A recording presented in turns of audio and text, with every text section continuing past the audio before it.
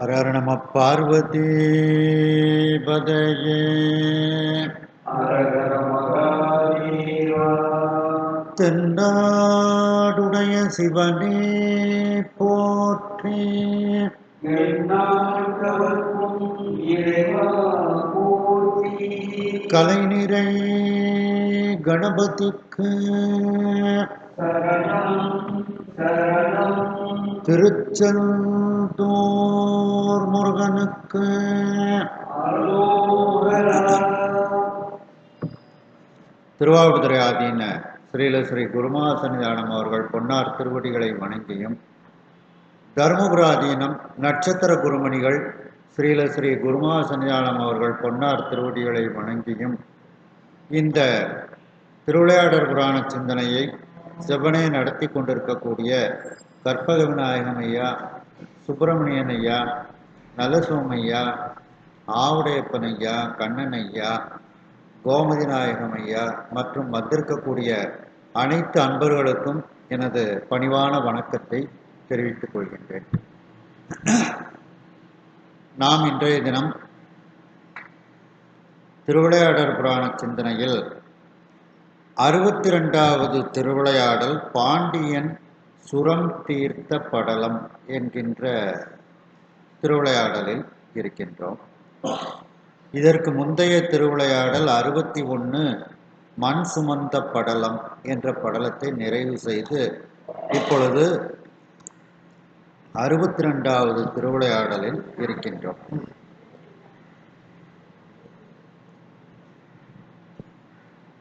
அதில் முதல் பாடல் வானல் அமுத மதிமுடிமேல்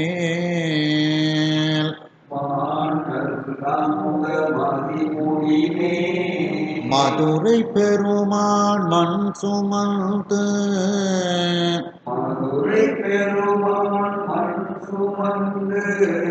தேனல் அமுத வாசகரே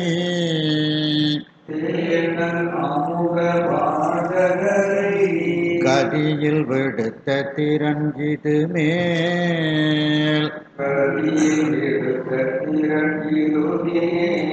பால்நல் மணிவாய் கவுனியனை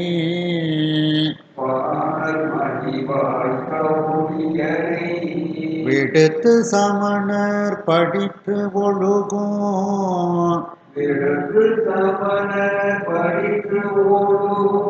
பூணல் வழுதி சுரம் தணித்து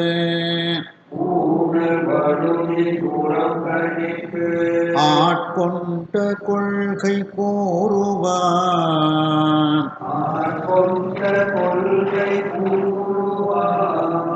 எப்பொழுதுமே பரஞ்சோதி முனிவர் ஒரு திருவிளையாடல் ஆரம்பிக்கும் பொழுது அந்த முதல் பாடலில் பழைய திருவிளையாடலையும் புதிய திருவிளையாடலையும் சுருக்கமாக கூறுவார்கள். அந்த அமைப்பில் இந்த பாடல் இருக்கின்றது. வானல் அமுத மதிமுடிமேல், அந்த ஒரு காலத்தில் ஆகாயத்தில் இருந்த நல்ல அந்த அமுத தாரகைகள் நிறைந்த சந்திரன், அந்த சந்திரனை சிவபெருமான் தன்னுடைய திருமுடி மேல் அணிந்திருக்கின்றார். அப்படி அந்த சந்திரனை அணிந்த பெருமானாகிய மதுரை பெருமான், அந்த மதுரையில் இருக்கக்கூடிய சொக்கநாத பெருமான் மாணிக்க வாசகருக்காக, நின்ற சீர் நெடுமாறனுக்காக, வந்தியம்மைக்காக அந்த மதுரையில் இருக்கக்கூடிய வைகை மண்ணை சுமந்து, தலையில் அந்த வைகை மண்ணை சுமந்து, தேனல் அமுத வாசகரை, தேன் போன்ற நல்ல அமுதம் போன்ற இனிமையான திருவாசகத்தை நமக்கு தந்த அந்த மணிவாசக பெருமானை கதியில் விடுத்த திறம் இது. கதின சிவகதி. அந்த மணிவாசக பெருமானை சிவகதிக்கு அனுப்பி வைத்த அந்த வரலாற்றை இதுவரைக்கும் உங்களுக்கு நான் எடுத்து கூறினேன். மேல் அப்படின்னா இனிமேல். இனிமேல் என்ன கூற இருக்கின்றேன், எந்த திருவிளையாடலை கூற இருக்கின்றேன்னு கூறுகின்றார்கள். பால் நல் மணிவாய். அந்த பால் மனம் மாறாத மணி போன்ற வாயை உடைய கவுனியர். யாரு? திருஞான சம்பந்த பெருமான். கவுனிய குலத்தில் தோன்றியதனால், அந்த அந்தணரில் கவுனிய குலத்தில் தோன்றியதனால் அவருக்கு கவுனியன்னு பேர். அந்த திருஞான சம்பந்த பெருமானை விடுத்து அவரை கொண்டு, விடுத்துன்னா அவரை கொண்டு, சமணர் படிற்று ஒழுகும். அந்த சமணர்களாகிய அந்த பொய் நெறியில் வாழக்கூடிய அந்த கூணல் வழுதி, அதாவது சமணர்கள் சொன்ன படிற்று அப்படின்னா பொய், அந்த பொய்மையான ஒழுக்கத்தை கடைப்பிடித்து வாழ்ந்து வந்த கூணல் வழுதி, அந்த கூன் விழுந்த அந்த வழுதி பாண்டிய மன்னன், கூன் பாண்டியன், அவனுடைய சுரம் தணித்து அவனுக்கு ஏற்பட்ட அந்த வெப்பு நோயை நீக்கி ஆட்கொண்ட கொள்கை கூறுவான். அந்த பாண்டிய மன்னனை தன்னுடைய அடிமையாக ஆக்கி கொண்ட அந்த கொள்கையுடைய அந்த வரலாற்றை இனி நான் உங்களுக்கு எடுத்து கூற இருக்கின்றேன் அப்படின்னுட்டு பரஞ்சோதி முனிவர் கூறுகின்றார்கள். அப்போ மண் சுமந்து அந்த சுவாமி வைகை மண்ணை சுமந்தார். திருவாசகத்திலே அந்த பாட்டு வரும். பண் சுமந்த பாடல் பரிசு படைத்தருளும் பெண் சுமந்த பாகத்தன் பெம்மான் பெரும் துறையான் விண் சுமந்த கீர்த்தி வியன் மண்டலத்து ஈசன் கண் சுமந்த நெற்றிக் கடவுள் கலிமதுரை மண் சுமந்து கூலி கொண்டு அக்கோவால் முத்துண்டு பொன் சுமந்த பொன்மேனி பாடுதுங்கான் அம்மானாகாய்.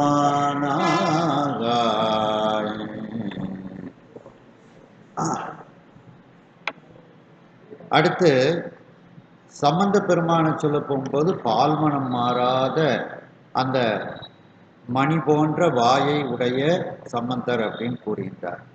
சம்பந்த பெருமானே தன்னை அந்த பாணல் வாய் உடைய பாலன் அப்படின்னுட்டு மங்கையர்க்கரசியாரை பார்த்து கூறுகின்றார். மங்கையர்க்கரசியார் நாம் இப்படி சமணர்களிடத்தில் சம்பந்தரை மாட்டிவிட்டோமே என்று வருத்தப்பட்டு கொண்டிருக்கின்றார். அப்பொழுது அந்த அம்மையாரினுடைய கண்ணீரை பார்த்து சம்பந்த பெருமான் பாடுகின்றார். நீ பயப்பட வேண்டாம், நான் இந்த சமணர்களை நிச்சயமாக வெற்றி கொள்வேன் என்று ஒரு பதிகம் பாடுகின்றார். அந்த பதிகத்தில் தன்னையே அவர் பாணல் வாயொரு பாலன் என்று கூறுகின்றார். மானின் நேர்விழி மாதராய் வழுதிக்கு மாபெரும் தேவிக்கு பால் நல்வாயொரு பாலன் நீங்கிவன் என்று நீ பரிவு எய்திடே ஆணை மாமலை ஆதியாய இடங்களிற் பல அல்லல் சேர் ஈனர்கட்கடியே நல்லேன் திரு ஆலவாயரன் நிற்கவே. பாணல் வாயொரு பாலன் அப்படின்னுட்டு சம்பந்த பெருமான் தன்னையே கூறுகின்றார். அதே வார்த்தையை எடுத்து பரஞ்சோதி முனிவரும் கையாளுகிறார். பாணல் மணிவாய் கவுனியன் என்று அந்த பால்மனம் மாறாத வாயை உடைய ஞான சம்பந்தர் என்று இதில் கூறுகின்றார். அடுத்த பாடல் வாகுவலத்தான் சகநாத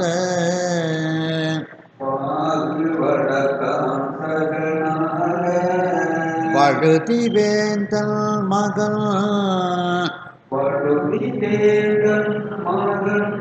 வீரவாகு அவன்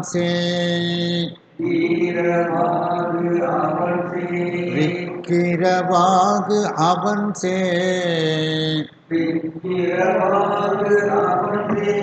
பரகிரமவாகு அணையான் மகன்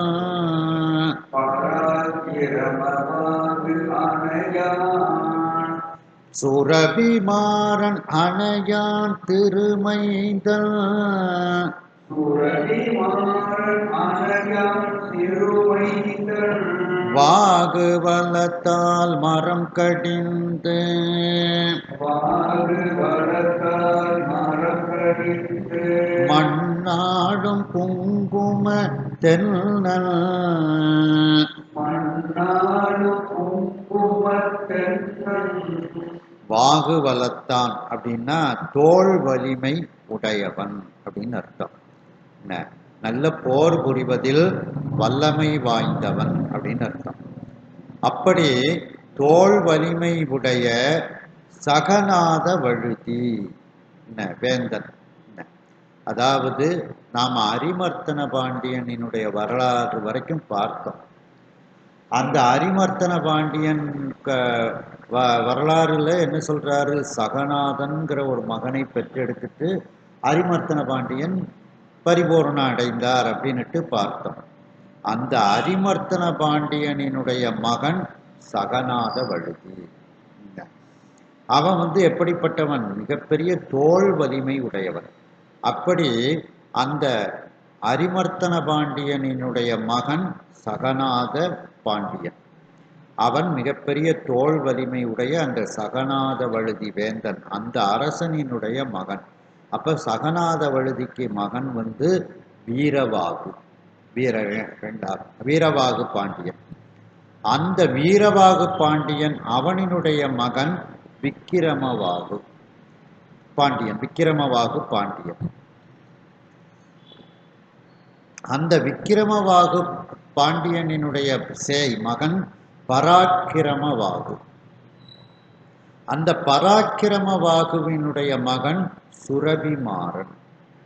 அந்த சுரபிமாறனினுடைய அணையான், அப்படிப்பட்டவனினுடைய திருமைந்தன் குங்குமத்தென்னன் அப்படின்னுட்டு. அதாவது சுரபிமாறனினுடைய மகன் குங்குமத்தென்னன். தென்னன்னா பாண்டியன் அர்த்தம். அந்த குங்குமத்தென்னன் எப்படிப்பட்டவன்? வாகு வளத்தால், தன்னுடைய தோள் வலிமையினால், மரம் கடிந்து அறமற்றதை நீக்கி அறத்தை கடைபிடித்து மண்ணாளும் குங்குமத்தென்னன், அந்த பாண்டிய மண்டலத்தை ஆளக்கூடிய குங்குமத்தென்னன் என்கின்ற மன்னன். அப்ப இதுல 6 அரசர்களை சொல்றாப்ல. அதாவது அரிமர்த்தன பாண்டியனுக்கு அப்புறம் உள்ள 6 அரசர்கள்: சகநாத வழுதி, வீரவாகு வழுதி, விக்கிரவாகு வழுதி, பராக்கிரமவாகு வழுதி, சுரபிமாறன் வழுதி, குங்குமத்தென்னன் வழுதி அப்படின்னு 6 அரசர்கள் அதுக்கப்புறம் வந்தாங்க அப்படின்னுட்டு அந்த வரலாற்றை கூறுகின்றார். அண்ணான் குமரன் கருப்புற பாண்டியனாம்,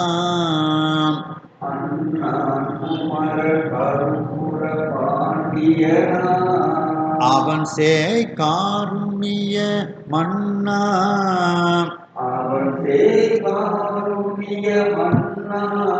அவன் தன் மகன் புருடோத்தமனாம்,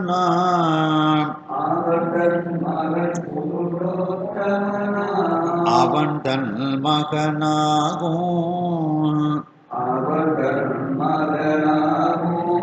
மின்னார் மௌலி சத்துரு சாதன பாண்டியனா,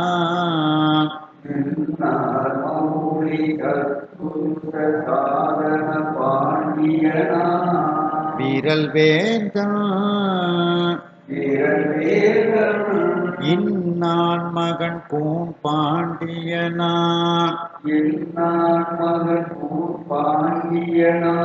இவன் தோள்வலியால் இசைமிக்க,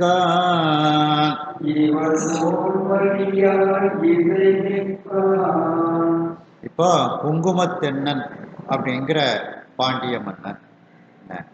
அந்த குங்குமத்தென்னன் பாண்டிய மன்னனுக்கு அப்புறம் அண்ணான் குமரன், அவனுடைய மகன் கற்பூர பாண்டியன் அப்படின்னுட்டு அந்த மன்னன். அவன் கற்பூர பாண்டியனினுடைய மகன் காருணிய வழுதி, காருணிய மன்னா அப்ப காருண்ய வழுதி அப்படிங்கிற காருண்ய பாண்டியன்கிற பெயரை தரித்தவன். அந்த காருண்ய பாண்டியனினுடைய அவன்தன் மகன் புருடோத்தமனாம், புருடோத்தம பாண்டியன். அந்த புருடோத்தம பாண்டியனினுடைய மகனாகும் அந்த புருடோத்தம பாண்டியனினுடைய மகன் பேரு சத்துரு சாதன பாண்டியன் அப்படின்னு பேர். அந்த சத்துரு சாதன பாண்டியன் எப்படிப்பட்டவன்? மின்னார் மௌலி, மின்னலை போன்று ஒளி பொருந்திய நிறைந்த சடைகளை உடையவன். அந்த சடைகளை உடைய சத்துரு சாதன பாண்டியன் அப்படிங்கிற அரசன். அந்த அரசன் எப்படிப்பட்டவன்? விரல் வேந்தன், வலிமை வாய்ந்த வேந்தன். அந்த வலிமை வாய்ந்த அந்த சத்துரு சாதன பாண்டியனினுடைய மகன்தான் கூன் பாண்டியன். அந்த கூன் பாண்டியன் எப்படிப்பட்டவன்?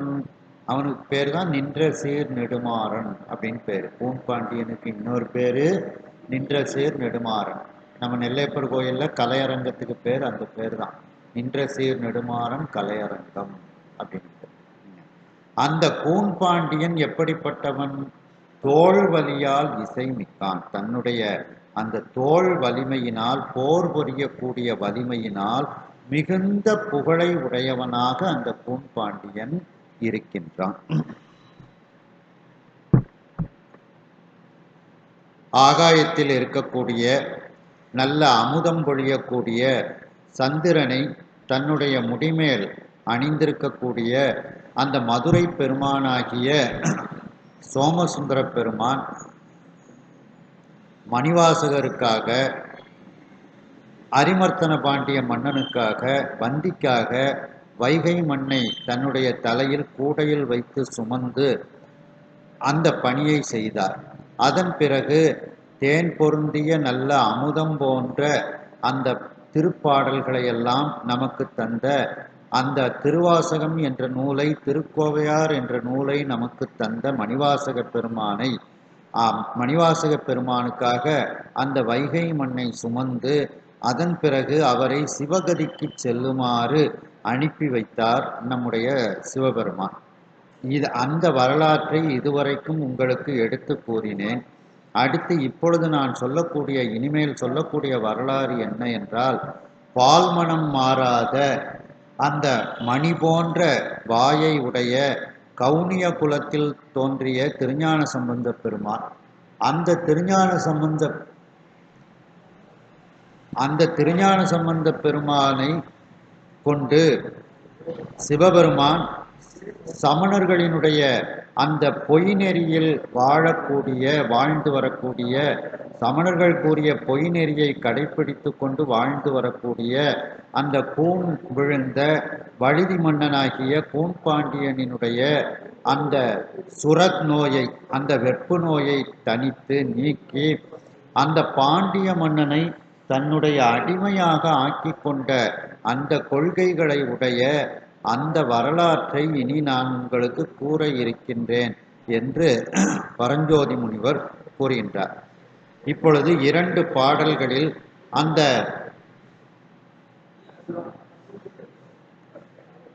2 பாடல்களில் இப்பொழுது அந்த பாண்டிய வம்சத்தினுடைய மன்னர்களை பற்றி கூறுகின்றார். அதில் முதலில் அந்த அரிமர்த்தன பாண்டியனினுடைய மகன் ஜெகநாத பாண்டியன். அந்த ஜெகநாத பாண்டியன் எப்படிப்பட்டவன்? வாகுவலத்தான், தோல் வலிமை உடைய, போர்க்குணம் உடைய அந்த ஜெகநாத வழுதி என்கின்ற பாண்டியன் அரசு செய்து வருகின்றான் மதுரையில். அந்த ஜெகநாத பாண்டிய வேந்தனினுடைய மகன் வீரவாகு பாண்டியன் பாண்டி மண்டலத்தை அரசு செய்து வருகின்றான். அந்த வீரவாகு பாண்டியனினுடைய அவனுடைய மகன் விக்கிரமவாகு பாண்டியன் அரசு செய்து வருகின்றான். அந்த விக்கிரமவாகு பாண்டியனினுடைய அவனுடைய அரசிளங்குமரன் பராக்கிரமவாகு பாண்டியன் பாண்டிய மண்டலத்தை அதன் பிறகு அரசாட்சி செய்து வருகின்றான்.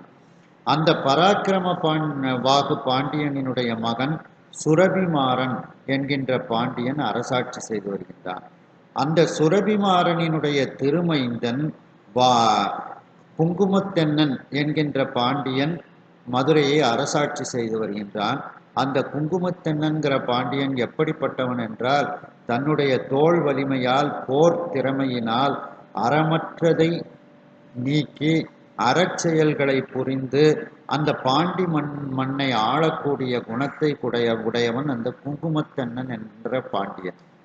அதன் பிறகு அந்த குங்குமத்தென்னன் என்ற பெயரை உடைய அந்த பாண்டியனினுடைய குமரன் மகன் கற்பூர பாண்டியன் சிறிது காலம் மதுரையை அரசாட்சி செய்து வருகின்றான். அந்த கற்பூர பாண்டியனினுடைய அவனுடைய அரசிளங்குமரன் காருண்ய வழுதி என்கின்ற மன்னன் மதுரையை அரசாள்கிறான். அந்த காருண்ய வழுதி என்கின்ற அவனுடைய மகன் புருடோத்தம பாண்டியன் என்பவன் மதுரையை அரசாட்சி செய்து வருகின்றான். அந்த புருடோத்தம பாண்டியனினுடைய மகனாக இருக்கக்கூடிய ஒளி நிறைந்த ஜடைமுடிகளை உடைய சத்துரு சாதன பாண்டியன் என்கின்ற பாண்டியன் மதுரையை அரசாட்சி செய்து வருகின்றான். அந்த வலிமை வாய்ந்த வேந்தனாக இருக்கக்கூடிய சத்துரு சாதன பாண்டியனினுடைய மகன்தான் பூன்பாண்டியன் என்ற நின்ற சீர் நெடுமாறன். அந்த பாண்டியன் மதுரையை அரசாட்சி செய்து வருகின்றான். அந்த பூன்பாண்டியன் எப்படிப்பட்டவன் என்றால், தன்னுடைய தோள் வலிமையினால், தன்னுடைய போர் திறமையினால் மிகுந்த புகழை உடையவனாக பூன்பாண்டியன் இருந்து வருகின்றான். தின்தோள் வலியால் குடநாடார்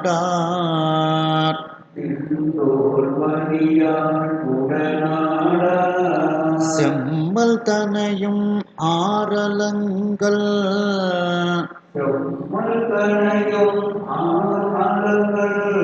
வண்டு ஓரிடுதார் இரவி குல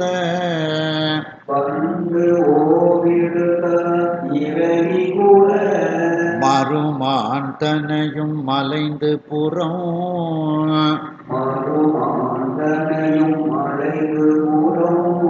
கண்டு ஓர் குடை கீழ் நிலம் மூன்றும்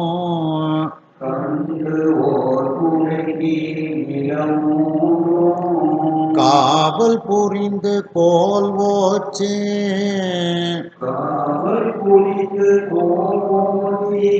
புன்தோய் குருதி மரக்கண்ணே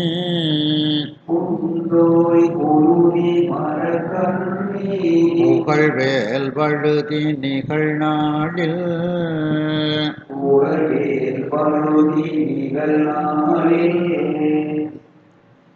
இந்த பூன்பாண்டியன் சேரர் சோழர்களையெல்லாம் வெற்றி கொண்டவன்.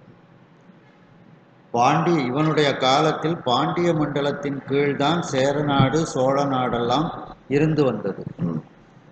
தின்தோள் வலியால் இந்த பூன்பாண்டியன் தன்னுடைய திண்மையான அந்த தோள் வலிமையினால், போர் நிரம்பிய ஒரு போர் குணத்தை உடையவன், போர் படை மிகுந்தவன், படைபலம் மிகுந்தவன். அந்த வலிமையின் காரணமாக குடநாடார் செம்மல் தனையும், குடநாடுனா மேற்கு திசையில் இருக்கக்கூடிய நாட்டை உடைய சேர மன்னன் அப்படின்னு அர்த்தம். குடநாடார்னா சேர மன்னன் அப்படின்னு அர்த்தம். மேற்புறத்து மன்னராம் சேரன். அந்த செம்மல் தனையும், அங்கு இருக்கக்கூடிய அந்த சேரநாட்டு அரசனையும், ஆரலங்கள் வண்டு ஓலிடுதார் இரவிகுல மறுமான் தனையும். ஆரலங்கள்னா ஆத்தி மாலைன்னு அர்த்தம். அலங்கள்னா மாலை, ஆர்னா ஆத்தின்னு அர்த்தம். சோழர்கள் அணிந்திருக்கக்கூடிய மாலை ஆத்தி மாலை. அந்த ஆத்தி மாலையை அணிந்திருக்கக்கூடிய வண்டு ஓலிடு தார், வண்டுகள் ஆத்தி மாலையும் அணிஞ்சிருப்பாங்க, நல்ல வாசனை மிகுந்த மாலைகளும் அணிஞ்சிருப்பாங்க. அப்ப அந்த மாலை, அதான் வண்டு ஓலிடு தார், வண்டுகள் எல்லாம் ரீங்காரமிடக்கூடிய மேலும் மாலைகளை அணிந்திருக்கக்கூடிய, அப்ப தேன் பொருந்திய மாலைகள், அதனாலதான் வண்டுகள் ரீங்காரமிடுகிறது. அந்த வண்டுகள் எல்லாம் ரீங்காரமிடக்கூடிய அந்த மாலையையும் அணிந்த இரவி குல மருமா, இரவினா சூரியன், சூரியகுலம் யாரு? சோழ மன்னர்கள். பாண்டிய மன்னர்கள் சந்திரகுலம், சோழ மன்னர்கள் சூரியகுலம். அந்த சூரியகுலத்து மருமான் அப்படின்னா வழித்தோன்றல் அப்படின்னு அர்த்தம். அந்த சூரியகுல வழித்தோன்றலாக இருக்கக்கூடிய சோழ மன்னனையும் மலைந்து அப்படின்னா எதிர்த்து போர் புரிந்து, மலைந்துன்னா எதிர்த்து போர் புரிந்து. அப்ப சேர நாட்டு அரசனோடும் போர் புரிந்து வெற்றி கொள்கின்றார். சோழ நாட்டு அரசனோடும் இந்த பாண்டிய மன்னன் போர் புரிந்து வெற்றி கொள்கின்றார். மலைந்து புறம் கண்டு, அவர்களையெல்லாம் புறமுதுகிட்டு ஓடச் செய்தவன் இந்த பாண்டிய மன்னன். புறம் கண்டுன்னா புறமுதுகிட்டு ஓடச் செய்தல், வெற்றி கொள்ளுதல் அப்படின்னு அர்த்தம். அந்த சேரர்களையும் சோழர்களையும் வெற்றி கொண்டு ஓர் குடை கீழ் நிலம் மூன்றும் காவல் புரிந்து. இப்போ அந்த பாண்டிய மன்னன் பூன் பாண்டியனுடைய குடை கீழ் 3 நிலங்கள். 3 நிலங்கள் எது?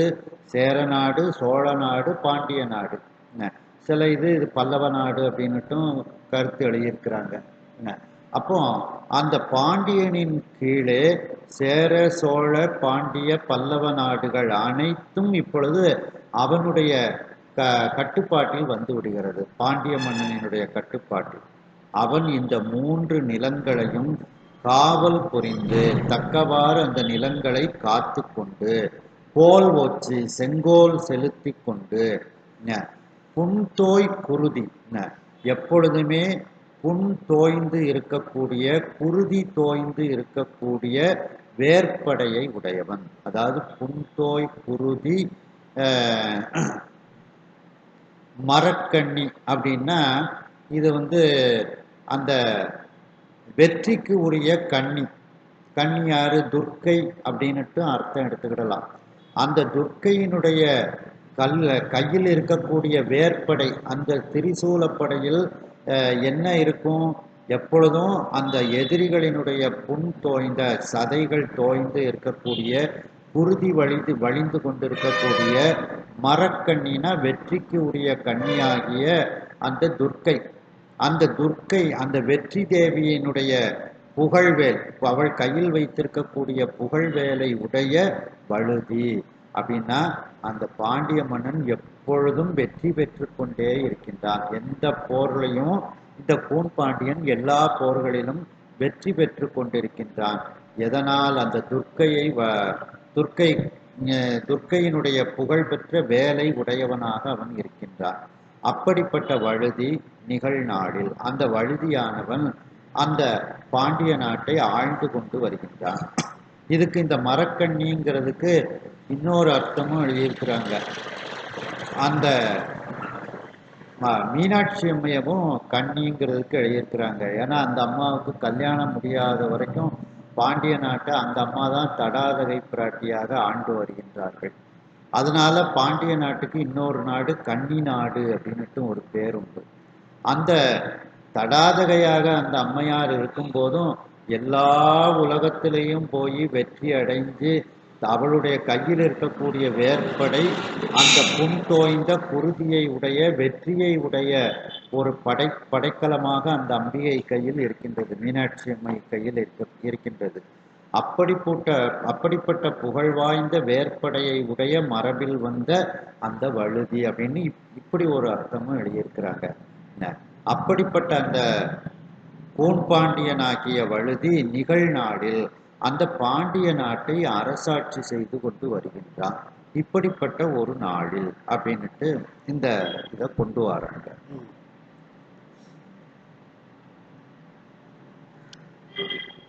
நின்றசீர் நெடுமாறன் காலத்துல எல்லாமே சேரர் சோழர்கள் எல்லாருமே அவனுக்கு அடிபணிஞ்சு தான் இருந்திருக்காங்க.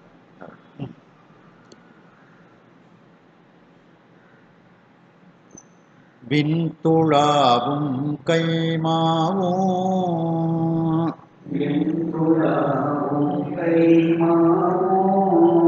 வெறுக்கை குவையும் மணிக்குவையும்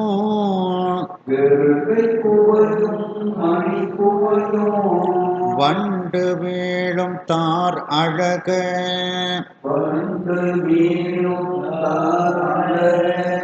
வள்ளி ஆயமொடு நல்கே வள்ளி ஆய பொரு நல்கி கண்டு கோடல் கோமகனை கண்டு கோடல் கோமகனை காலில் வீழ்ந்து தன்னாடு காலில் வீழ்ந்து தன்னாடு பண்டு போல கை கொண்டு பண்டு போல கை கொண்டு போனான் தேனார் பணந்தாரான் போனான் தேனார் பணந்தாரான்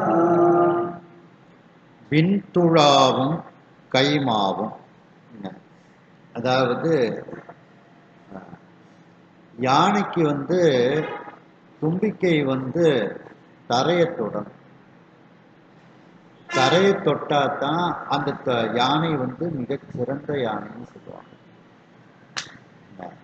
அது அந்த அர்த்தத்துல விண்துழாவும் கைமாவும், ஆகாயத்தை துழாவக்கூடிய, அப்ப ஆகாயத்தை தொடக்கூடிய, மேகத்தை தொடக்கூடிய அளவுக்கு மிக நீண்ட தும்பிக்கையை உடைய அந்த மா அப்படின்னா விலங்கு, கைனா தும்பிக்கைன்னு அர்த்தம், மானா பொதுவா விலங்கு. இங்க கைமா அப்படின்னா தும்பிக்கையை உடைய விலங்கு, அது யானை. அப்ப அந்த யானைக்கு ஒரு சிறந்த யானைக்கு இலக்கணம் தும்பிக்கை நீளமாக இருக்கணும். எவ்வளவு தூரம் நீளமா இருந்துச்சுன்னா அந்த அளவுக்கு எதிரி பக்கத்துல வர முடியாது. அதனால அது சிறப்பு. அப்ப அந்த கைமா அப்படின்னாலே யானைன்னு அர்த்தம். ஏன்னா மற்ற ஒரு விலங்குக்கும் கை கிடையாது. இந்த யானைக்கு மட்டும்தான் கை அப்படிங்கிற ஒரு உறுப்பு உண்டு. அதனாலதான் மானா பொதுவா விலங்குன்னு அர்த்தம். கைமா அப்படின்னா கையை உடைய விலங்கு, குறிப்பா யானையை குறிக்கும். தேவாரத்திலேயும் நிறைய வருதுல, சுவாமி யானையை உரித்தார் அப்படின்னு, கைமாவின் உரியானை கரிகாட்டில் ஆடல் அப்படின்னுட்டு நிறைய இடத்துல வருது. அப்படி அந்த மேகத்தை தொடக்கூடிய நீண்ட லட்சணம் வாய்ந்த துதிக்கைகளை உடைய யானைகளையும், வெறுக்கை குவையும், வெறுக்கைனா செல்வம், குவைனா குவியல்னு அர்த்தம், செல்வ குவியல்களையும், மணி குவையும், மணி குவியல்களையும், மணினா இந்த நவரத்னங்கள் எல்லாம் அதில் சேர்ந்துடும், அந்த குவியல்களையும், வண்டு வீழும் தார் அழக வள்ளி ஆயமொடு நல்கி. அந்த சேர நாட்டு பெண்கள் எல்லாம் அழகம்னா கூந்தல்னு அர்த்தம், அழகபாரம் அப்படின்னு சொல்லுவாங்க. என்ன, ஏன்னா அந்த கூந்தலே அவங்களுக்கு பாரமா இருக்குமா, அவ்வளவு கூந்தல் உடையவர்களாக இருப்பார்களாம். நிறைய கூந்தல் உடையவர்கள் ஆரோக்கியமான பெண்களாக கருதப்படுவார்கள். அப்படி அந்த அழகம் கூந்தலை உடைய அந்த கூந்தல்ல அவர்கள் மாலை அணிந்திருக்கின்றார்கள், கழுத்திலையும் மாலை அணிந்திருக்கின்றார்கள். அந்த தார்னா மாலை, அந்த மாலையில் இருக்கக்கூடிய தேனை குடிப்பதற்காக வண்டுகள் எல்லாம் அந்த மாலையில் வீழ்ந்து கொண்டு ரீங்காரித்து கொண்டு இருக்கிறது. அப்படிப்பட்ட அந்த வண்டு வீழும் தார் மாலையை அணிந்த நீண்ட கூந்தலை உடைய வள்ளின கொடின்னு அர்த்தம், கொடி போன்ற, ஆயம் அப்படின்னா பெண்கள்னு அர்த்தம். அந்த பெண்களையும் பரிசு பொருட்களாக பாண்டிய மன்னனுக்கு சேர நாட்டு அரசன் கொடுக்கின்றான். எதையெல்லாம் கொடுக்கின்றான்? விண்துழாவும் கைமாவும் நல்கி, மேகத்தை தொடக்கூடிய அளவுக்கு ஆரோக்கியமான தும்பிக்கை உடைய யானைகளை பாண்டிய மன்னனுக்கு சேர நாட்டு அரசன் கொடுத்து, வெறுக்கை குவையும் நல்கி, செல்வ குவியல்களையும் கொடுத்து, மணிக்குவையும் நல்கி, நவரத்ன குவியல்களையும் பாண்டிய மன்னனுக்கு சேரன் கொடுத்து, வண்டுகள் ரீங்காரமிடக்கூடிய மாலைகளை அணிந்த நீண்ட கூந்தலை உடைய கொடி போன்ற சேர நாட்டு பெண்களையும் பாண்டிய மன்னனுக்கு பரிசு பொருளாக கொடுத்து, கண்டு கூடல் கோமகனை, அந்த கூடல் கோமகனை தரிசனம் செய்து, கூடல் மாநகரம்னா மதுரை மாநகரம், அந்த மதுரை மாநகரத்துக்கு கோமகன் அந்த நின்ற சீர் நெடுமாறன் என்ற கூன் பாண்டியன். அந்த கூடல் மாநகரத்து அரசனை கண்டு காலில் வீழ்ந்து, சேர நாட்டு அரசன் பாண்டிய மன்னனினுடைய காலில் வீழ்ந்து வணங்குகின்றான். வணங்கியதனால் இந்த பரிசு பொருட்களை எல்லாம் கொடுத்து, அதாவது திரை, கப்பம் கட்டுதல், திரை செலுத்தி காலில் விழுந்து வணங்குகின்றான். உடனே பாண்டிய மன்னன் அந்த சேர நாட்டு அரசனுக்கு, உன்னுடைய நாட்டை நீ முன்பு எப்படி ஆண்டாயோ அதை போல ஆண்டு வருவாயாக அப்படின்னு கொடுக்குறாரு. தன் நாடு சேர நாட்டை பண்டு போல கை கொண்டு, முன்பு எப்படி அரசாட்சி செய்து கொண்டிருந்தானோ அதுபோல அந்த சேர நாட்டு அரசன் தன்னுடைய நாட்டை கை கொண்டு கையில் வாங்கி கொண்டு போனான். தேனார் பணந்தாரான், தேன் பொருந்திய பணம்பூ மாலை அணிந்த சேர நாட்டு அரசன் அப்படின்னு அர்த்தம். சேர நாட்டு அரசன் பணம்பூ மாலையை அணிந்திருப்பான். பாண்டிய மன்னன் வேப்பம்பூ மாலையை அணிந்திருப்பான். சோழ மன்னன் ஆத்தி மாலையை அணிந்திருப்பான். அப்படிப்பட்ட தேன் பொருந்திய பணம்பூ மாலை அணிந்த சேர நாட்டு அரசன் பாண்டிய மன்னனிடத்திலிருந்து தன்னுடைய நாட்டை பெற்றுக்கொண்டு தன்னுடைய நாட்டில் அரசாட்சி செய்து வருகின்றார். அதாவது சேர நாட்டு அரசன் இப்பொழுது பாண்டியனுக்கு கட்டுப்பட்ட மன்னனாக, திரை செலுத்தும் மன்னனாக, கப்பம் கட்டும் மன்னனாக இருக்கின்றார்.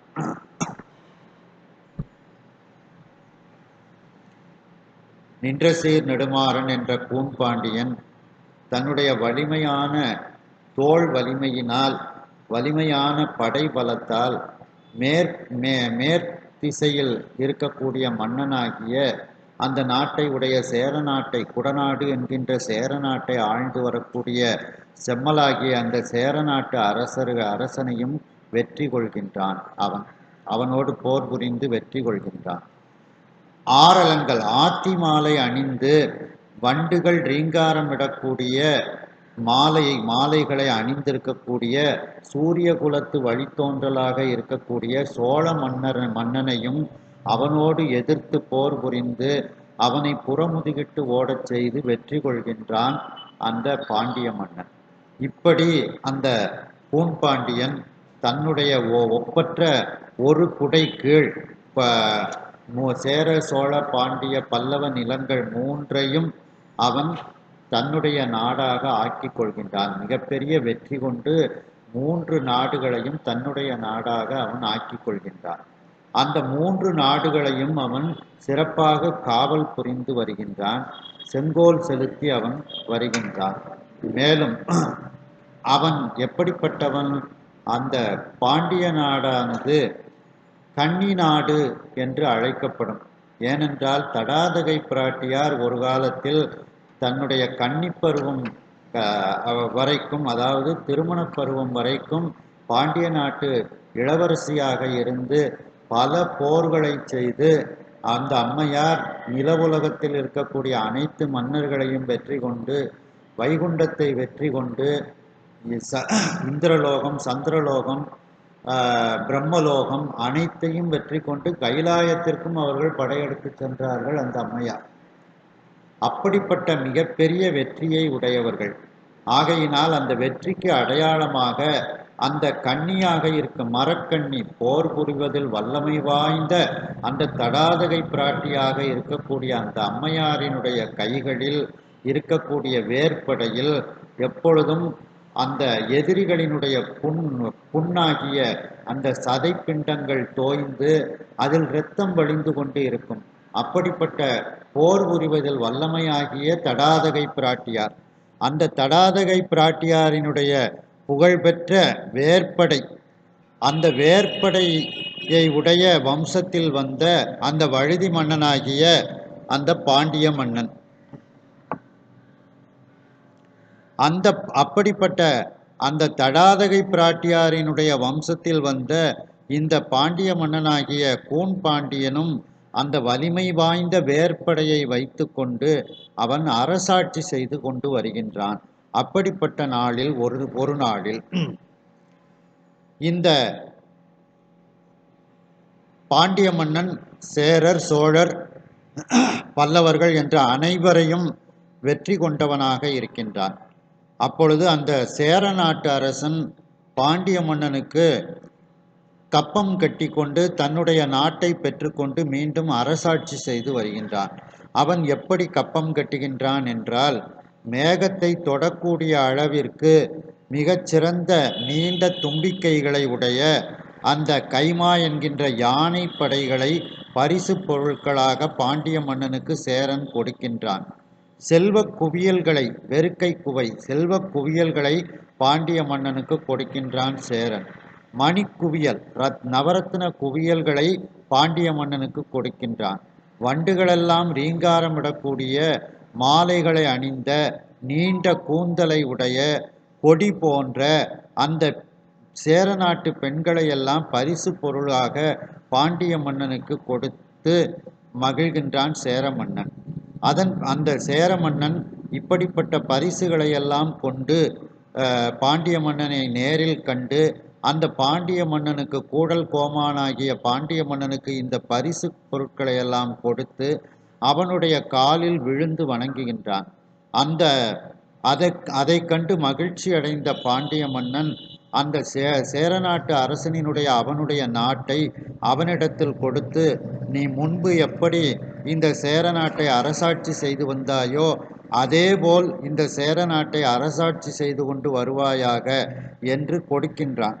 அந்த சேர நாட்டை பெற்றுக்கொண்டு அந்த தேன் பொருந்திய பனம்பூ மாலை அணிந்த சேர நாட்டு அரசன் இப்பொழுது தன்னுடைய சேர நாட்டுக்கு அவன் செல்கின்றான். சென்னி கோணும் தான் ஈன்ற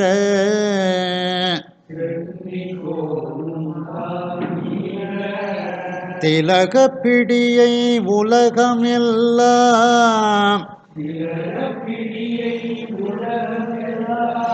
மின்னி கோதுயில் புகழ் ஒளியால் விளக்கும் சைவ மணி விளக்கை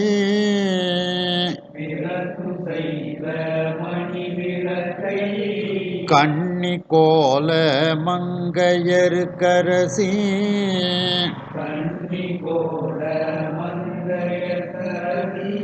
தன்னை கௌரியர்க்கு வன்னி கோமுன் மணம்புணர்த்தி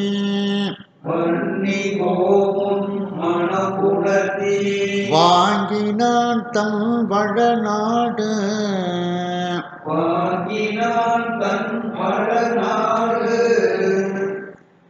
சென்னிக்கோன் அப்படின்னா, சென்னி அப்படின்னாலே சோழ மன்னர்களுக்கு உரிய ஒரு பட்டம், தலையாயவர்கள் அப்படின்னு அர்த்தம். சென்னின்னா தலைன்னு அர்த்தம். எஞ்சான் உடம்புக்கு சிரசே பிரதானம் அப்படிங்கிற அர்த்தத்தில், தலையாயவர்கள் அப்படிங்கிற அர்த்தத்தில் சென்னி அப்படின்னுட்டு அவங்களுக்கு ஒரு பட்டம் உண்டு. அப்படி சென்னின்னு சொன்னால் சோழ மன்னன் அர்த்தம். அந்த சென்னிக்கோனும் சோழ மன்னனும் தான் ஈன்ற திலகப்பிடியை, அவன் பெற்றெடுத்த அந்த திலகம் அணிந்த பெண் யானை போன்று இருக்கக்கூடிய மங்கையர்க்கரசியாரை, திலகப்பிடினா திலகம்னா நெற்றியில் வைக்கக்கூடிய அந்த திலகம் பொட்டு, அந்த பொட்டு அணிந்த பெண், பிடினா பெண் யானை, பெண் யானை போன்று இருக்கக்கூடிய மங்கையர்க்கரசியார்.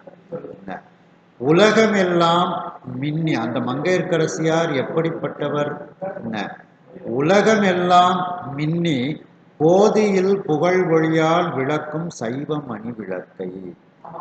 இந்த உலகம் முழுவதும் அவர்கள் மின்னிக்கொண்டு, அப்படின்னா மின்னலை போன்று ஒளியை பரப்பிக்கொண்டு அப்படின்னு அர்த்தம். மின்னினா மின்னலை போன்று சைவ ஒளியை பரப்பிக்கொண்டு, கோதுயில் குற்றமற்றவர்கள். என்ன குற்றம் இல்லாதவர்கள்? பாண்டிய மன்னனாவது சமண சமயத்தை சார்ந்த ஒரு குற்றம் வந்துச்சு. மங்கையர்க்கரசியார் சமண சமயத்தை சாரவில்லை. கணவன் அப்படி இருந்தாலும் இந்த அம்மையார் துணிச்சலோடு, இந்த அம்மையாரும் குலச்சிறை நாயனாரும் சைவ சமயத்தில் உறுதியாக இருந்தார்கள். கொஞ்சம் மறைவா பூஜைகள் எல்லாம் பண்ணிக்கிடுவாங்க கணவனுக்கு தெரியாம. அப்படி குற்றமில்லாத, ஏன்னா பாண்டிய மன்னனிடத்தில் சமண சமயத்தை சார்ந்த குற்றம் இருந்தது. இந்த அம்மாட்ட அந்த குற்றம் கிடையாது. சிவபெருமானை, சொக்கநாத பெருமானை வணங்கக்கூடியவர்கள். அப்படிப்பட்ட குற்றமற்ற புகழ் ஒளியால் சைவ சமயத்தில் கடைசி வரைக்கும் இருந்து அதனால் ஏற்பட்ட புகழ் மிகுந்த ஒளியின் காரணமாக விளக்கும் சைவமணி, சைவத்தை விளக்க வந்த மணிவிளக்கு. இந்த சைவத்தை பாண்டிய மண்டலத்தில் நிலைநாட்டுவதற்காகவே சோழ நாட்டில் இருந்து வந்த அந்த ஒளி பொருந்திய விளக்காக இந்த மங்கையர்க்கரசியார் இருக்கின்றார். சேக்கிழார் பெருமான் சொல்லும்போது மங்கையர்க்கு அரசி எங்கள் குல தெய்வம் அப்படின்னு சொல்லுவாங்க. எங்களுக்கு குலத்துக்கே தெய்வம் அந்த அம்மையார் தான் அப்படின்னு குல தெய்வம்னு அந்த அம்மையாரை சொல்லுவாங்க. அப்படிப்பட்ட சைவ மணி விளக்காக இருக்கக்கூடிய மங்கையர்க்கரசியாரை கன்னிக்கோல மங்கையர்க்கரசி, அந்த அம்மையார் திருமண பருவத்தை உடையவர்கள். கன்னிக்கோலம்னா திருமண பருவத்தை உடைய அந்த அழகு மிகுந்த அந்த மங்கையர்க்கரசி தன்னை. அப்ப மங்கையர்க்கரசிக்கு தான் இவ்வளவு அடைமொழியும். சென்னிக்கோணும் தாங்கீன்ற திலகப்பிடி, திலகப்பிடினா மங்கையர்க்கரசி. உலகமெல்லாம் இன்னி கோதியில் புகழ் ஒளியால் விளக்கும் சைவ மணி விளக்கு யாரு? மங்கையர்க்கரசி. கோலத்தை உடைய மங்கையர்க்கரசி. இவ்வளவும் அந்த அம்மையாருக்கு அடைமொழியாக கொடுத்துக்கிட்டே வரார். அந்த மங்கையர்க்கரசியை தன்னை கௌரியருக்கு, பாண்டிய மன்னர்களுக்கு கௌரியர்கள் அப்படிங்கிற ஒரு பட்டம் உண்டு. கௌரியர்கள்னு ஏன் பட்டம் வந்துச்சு அப்படின்னா, பாண்டியர்களினுடைய குலத்துக்கு முன்னோர் யாருன்னா மீனாட்சி அம்மை. மீனாட்சி அம்மைக்கு தடாதகை பிராட்டிக்கு இன்னொரு பேரு கௌரி அம்மையார் அப்படின்னு பேர். அந்த தங்களுடைய முன்னோர்களினுடைய பெயரை, முன்னோர்களில் சிறந்த அரசர்களினுடைய பெயரை அவர்கள் பட்ட பெயராக வச்சுக்கிடுவாங்க. அதனால கௌரிங்கிற பெயரை வைத்து கௌரியன் அப்படின்னு பெயர் கொடுத்துக்கிடுவாங்க. கௌரியன்னா மீனாட்சி அம்மையினுடைய வம்சாவளியினர் அப்படின்னு அர்த்தம். அதனால அந்த கௌரியர்னா பாண்டிய மன்னர்களுக்கு உரிய பட்டப்பெயர், மீனாட்சி அம்மையால் வந்த பெயர். அந்த பாண்டிய மன்னனுக்கு, அந்த நின்றசீர் நெடுமாறன் என்ற கூன் பாண்டியனுக்கு வன்னி கோமுன் மனம் புணர்த்தி, வன்னினா அக்னி, அக்னிக்கு அந்த நெருப்புக்கு தலைவன் யாரு? அக்னி. அந்த அக்னியை ஓமமாக வளர்த்து அந்த அக்னியை சாட்சியாக வைத்து அந்த பாண்டிய மன்னனுக்கும் மங்கையர்க்கரசியாருக்கும் திருமணம் செய்து வைத்து தன்னுடைய வழமையான நாடாகிய சோழ நாட்டை சோழன் வாங்கி கொண்டார். சோழன் ஒரு கௌரவமா வாங்கிட்டான். என்ன, சோழன் தோல்வி அடைஞ்ச உடனே என்னுடைய மகளை உனக்கு கல்யாணம் பண்ணி தாரேன் அப்படிங்கிற மாதிரி ஒரு சமாதானம் விடுத்து பாண்டிய மன்னனுக்கு தன்னுடைய மகளை திருமணம் முடித்து அப்படி ஒரு உறவை ஏற்படுத்தி கொண்டு உடனே மாமனார் ஆயிட்டாங்கல்ல, என்னுடைய மாமனாரும் பெரிய அரசர் அப்படின்னுட்டுங்கிறதுனால பாண்டிய மன்னன் விட்டு கொடுத்துருதான், நீங்க சோழ நாட்டை ஆண்டுகிட்டு வாங்க அப்படின்ட்டு. அப்படி ஒரு கௌரவமாக தன்னுடைய நாட்டை பெற்றுக்கொண்டான் சோழ மன்னன்.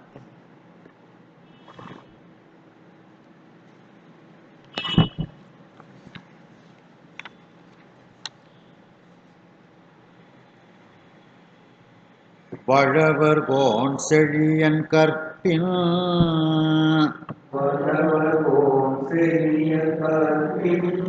மங்கையர்க்கரசியாருக்கு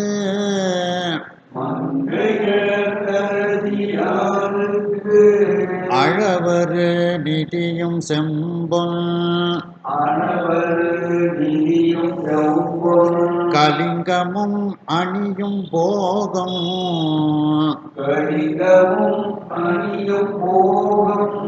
விளை நிலம் அணைய ஆய வெள்ளமோ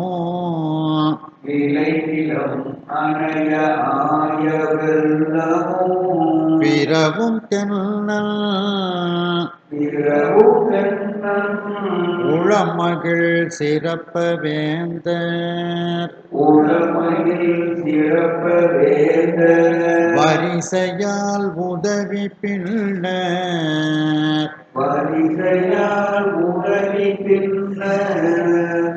வழவர்கோன் அப்படின்னா சோழ மன்னன் அப்படின்னு அர்த்தம். அந்த சோழ மன்னன் செழியன்னா பாண்டியன். அந்த செழியனினுடைய கற்பின் மங்கையர்க்கரசியாருக்கு, கற்புக்கரசியாக இருக்கக்கூடிய அந்த மங்கையர்க்கரசியார் என்ற அந்த தன்னுடைய மகளுக்கு கல்யாண சீர் நிறைய கொடுக்கிறார். என்ன, அளவரு நிதியும் அளவற்ற செல்வங்களை கொடுக்கின்றார். செம்பொன் என்ன, நிதினா அப்போ உள்ள காசு, அந்த நாட்டுக்கும் இந்த நாட்டுக்கும் உள்ள இடைப்பட்ட ஒரு காசு, அதை கொடுக்கிறார். செம்பொன் தூய பொன் பொற்கட்டிகள். என்ன, கலிங்கம், கலிங்கம்னா நல்ல ஆடைகள், நல்ல பட்டாடைகள் அப்படின்னு அர்த்தம்.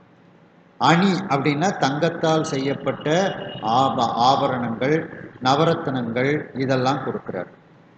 போகம் விளை நிலம், அந்த நல்ல முப்போகம் இருபோகம்னு சொல்றோம்ல, அப்படி அந்த சோழ நாடுலாம் 3 போகம் விளையும். நம்ம பாண்டிய நாடு 2 போகம் விளையும், சோழ நாடு 3 போகம் விளையும். அப்படி அந்த 3 போகம் விளையக்கூடிய நிலம், அந்த விளை நிலங்கள் எல்லாம் நிறைய கொடுக்கிறார்.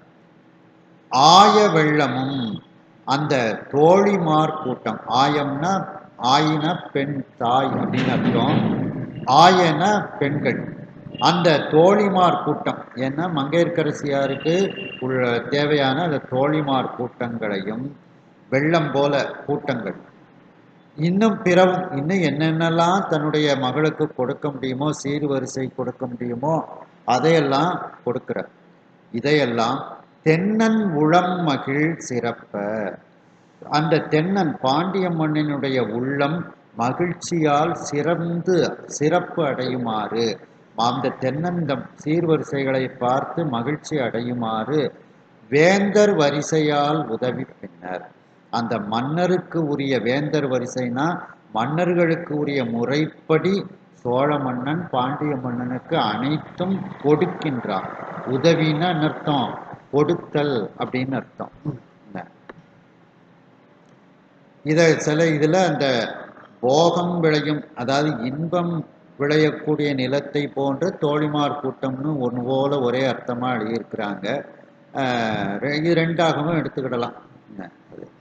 இப்படி அந்த கல்யாண பெண்ணுக்கு சோழ மன்னன் அந்த திருமணம் முடிந்த தன்னுடைய மகளுக்கு சோழ மன்னன் என்னெல்லாம் சீர்வரிசை கொடுக்க முடியுமோ அவ்வளவும் அந்த சீர்வரிசைகளையும் பாண்டிய மன்னனுக்கு சோழ மன்னன் கொடுக்கின்றார்.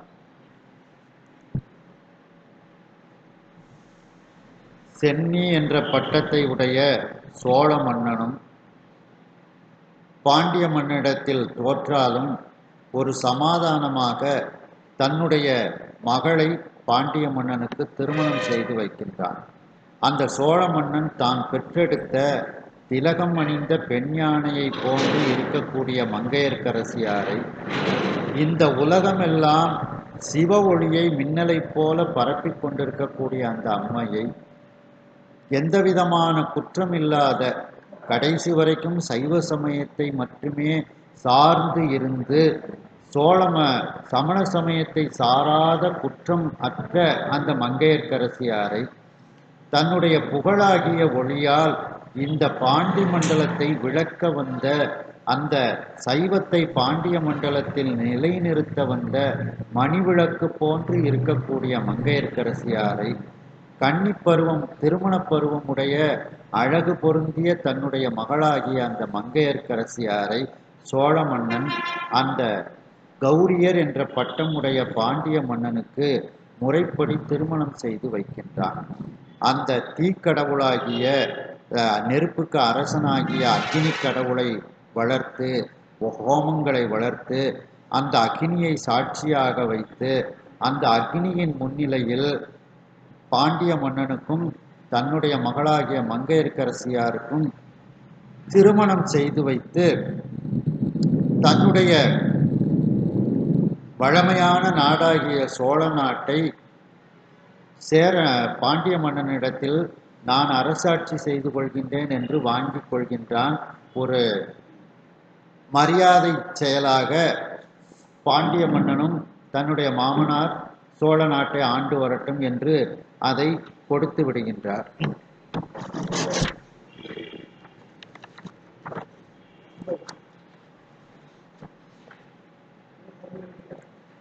வளவர்கோன் சோழ மன்னன் அந்த பாண்டியனினுடைய கற்புடைய மங்கையர்க்கரசியார் என்ற அந்த தன்னுடைய மகளுக்கு, பாண்டியனினுடைய மனைவிக்கு, அந்த மணப்பெண்ணுக்கு, தன்னுடைய மகளுக்கு அளவற்ற நிதியங்களை சீர்வரிசையாக கொடுக்கின்றார். மேலும் தூய செம்பொன் கட்டிகளை சீர்வரிசையாக கொடுக்கின்றார். நல்ல பட்டாடைகளை, விலை உயர்ந்த பட்டாடைகளை அவர் சீர்வரிசையாக கொடுக்கின்றார். அணி நல்ல விலை உயர்ந்த ஆபரணங்கள், நவரத்னங்கள் பதிக்கப்பட்ட ஆபரணங்களை எல்லாம் தன்னுடைய சீர்வரிசையாக கொடுக்கின்றார். முப்போகம் இருபோகம் விளையக்கூடிய நிலங்களை எல்லாம் சீர்வரிசையாக கொடுக்கின்றார். மேலும் அந்த மங்கையர்க்கரசியாருக்கு தோழிமார் கூட்டங்களையும் பரிசு பொருளாக கொடுக்கின்றார். இன்னும் என்ன என்ன கொடுக்க முடியுமோ அவை அனைத்தையும் அந்த சோழ மன்னன் தன்னுடைய மகளுக்கு அந்த பரிசு பொருளாக, கல்யாண சீர்வரிசையாக அந்த தென்னனாகிய பாண்டியனினுடைய உள்ளம் மிகுந்த மகிழ்ச்சி அடையுமாறு அந்த மன்னர்களுக்குரிய முறைப்படி சீர்வரிசைகளை கொடுக்கின்றான் சோழ மன்னன்.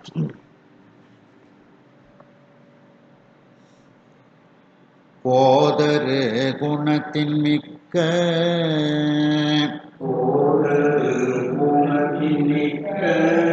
குலச்சிறை என்பான் அங்கு ஓர் மேதகு கேள்வியானை விடுத்த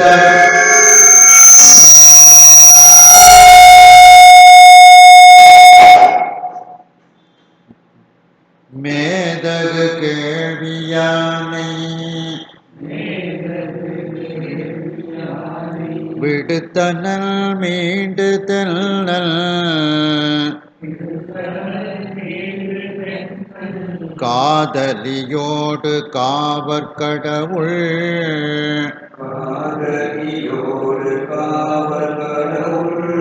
செம்பதும கோயில்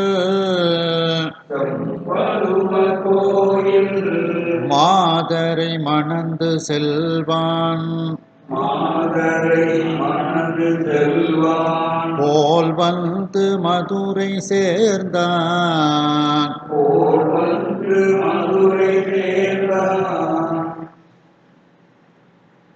போதரு குணத்தின் மிக்க.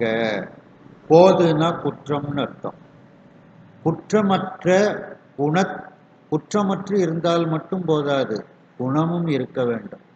அப்படி குற்றமற்ற மிகச்சிறந்த குணத்தை உடைய குலச்சிறை நாயனார் அப்படிங்கிறவரையும் அந்த சோழ மன்னன் மங்கையர்க்கரசி யாரோடு அனுப்பி வைக்கின்றார். அதாவது ஒரு அரசனுக்கும் அந்த அரசிக்கும் நல்ல அறிவுரைகளை சொல்வதற்காக நல்ல மந்திரிமார்களையும் கூட அனுப்பி வைப்பாங்க. அந்த மந்திரிமார்களையும் பரிசு பொருளாக அனுப்பி வைப்பாங்க. அப்படி சோழ மன்னன் ரெண்டாவது அந்த அரசிக்கு ஏதாவது ஒரு துன்பம் நேர்ந்தாலும் இவங்க அந்த அமைச்சர்கள் நல்ல அறிவுரை எடுத்து சொல்லி பாண்டிய அந்த அரசர்களுக்கு பயப்படாமல் எடுத்து சொல்லுவாங்க. நீங்கள் செய்கிறது தப்பு, நீங்கள் இப்படி செய்யணும் அப்படின்னு எடுத்து சொல்லுவாங்க. அதற்காக வேண்டியும் நல்ல அறிவு கூடிய அந்த அமைச்சர்களையும் கொஞ்சம் பேரை அனுப்பி பரிசு பொருளாகவே அந்த அரசியாரோடு அனுப்பி வைப்பார்கள். அப்படி குற்றமற்றவராகவும் மிகுந்த குணமுடையவராகவும் இருக்கக்கூடிய குலச்சிறை என்கின்ற அவரை அங்கு ஓர் மேதகு கேள்வியானை. அந்த குலச்சிறை நாயனார் எப்படிப்பட்டவர்? மேதகு கேள்வியான் அப்படின்னா கேள்வியான நூல்களில் வல்லமை வாய்ந்தவன். அதுவும் எப்படிப்பட்ட நூல்களில் வல்லமை வாய்ந்தவன்? மேதகு நூல்கள். மேதகுன்னா எந்த நூல்களை படிக்க வேண்டுமோ அந்த நூல்கள், வேதங்கள், ஆகமங்கள், புராணங்கள், இதிகாசங்கள், திருமுறைகள், இந்த மாதிரி நூல்களை எல்லாம் படித்து அதில் தேர்ச்சி வாய்ந்தவர் அவர். சும்மா இந்த ஆனந்தவிடம், குமுதம் இந்த மாதிரி நூல்கள் இல்லை. எதை கற்க கசடர கற்பவை கற்றவை நிற்க அதற்கு தக.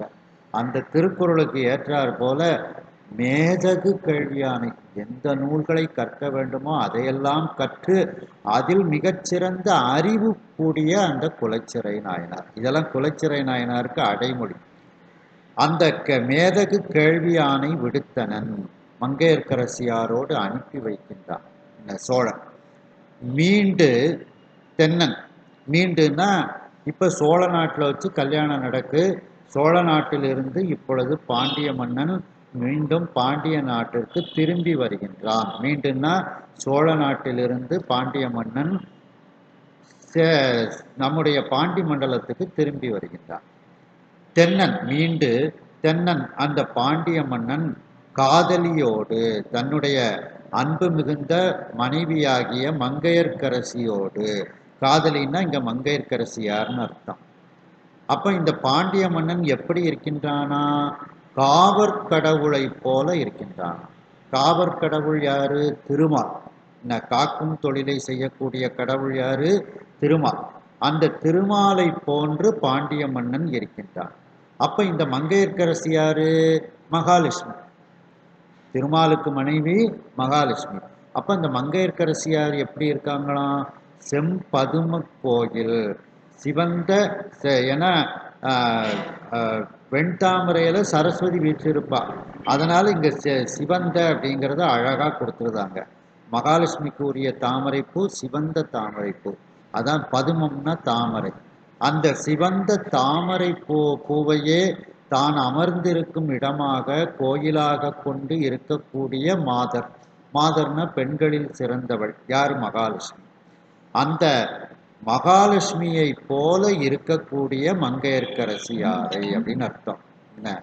காவற்கடவுள் செம்பதும கோயில் மாதரை மணந்து, திருமால் போன்று இருந்த அந்த பாண்டிய மன்னன் மகாலட்சுமி போன்று இருந்த மங்கையர்க்கரசியாரை மணந்து கொண்டு செல்வான். இப்பொழுது மதுரையை நோக்கி சென்று கொண்டிருக்கின்றான்.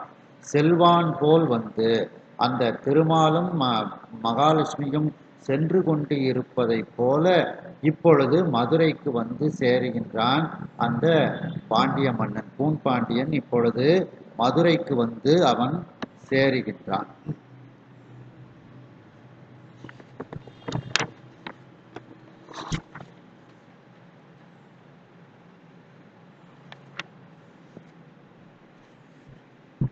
ஏன்னா அந்த அம்மா வரும்போதே நிறைய செல்வத்தை கொண்டு வராங்க.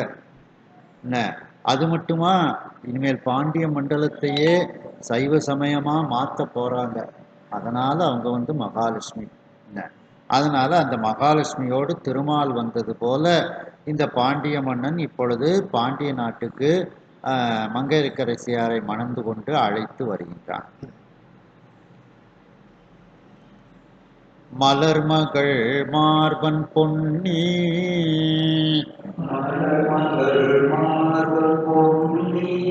மன்னவன் பயந்த தெய்வ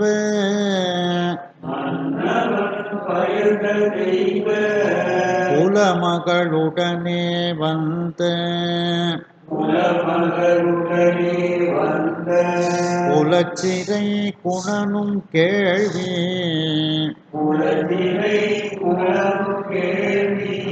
தலைமையும் மதியின் மிக்க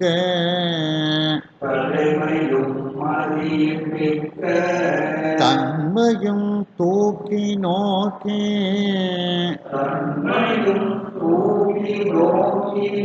நலமலி அமைச்சனாக்கி நானிலம் புறக்கும் நாளில்